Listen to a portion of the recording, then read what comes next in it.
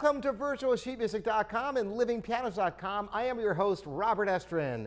Last time we talked about the chromatic scale, which simply contains all the keys in order without skipping or repeating any, all the half steps. Well, today's subject is, what is a whole tone scale?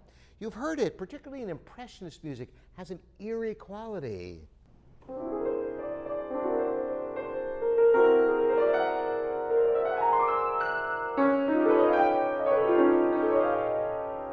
You expect a genie to pop out of a hat when you hear that, don't you? It's an interesting sound. Well, what is it? It's actually quite simple.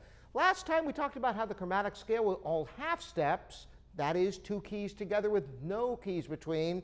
The whole tone scale are all whole steps. So it skips every half step, or two keys together with one key between. So you build whole tones.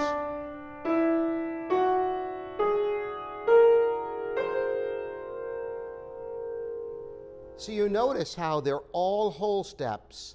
Now there's an interesting implication about this. Whereas the chromatic scale, you discovered that there really is only one chromatic scale because you can just start on any note and it's the same series of half steps.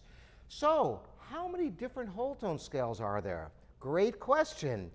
There are actually two, because you notice if I play all the notes, we come to C and then it just repeats. But if you start a half step higher, you'll get all the other notes that you missed out on the first time.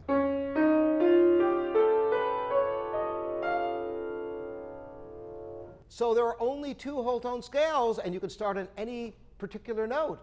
And that leads us, next time we're going to talk a little bit about diminished seventh chords. Why? Because they're actually the next logical step in this discussion for you. Thanks so much for joining me. Robert Estrin here at virtualsheetmusic.com and livingpianos.com.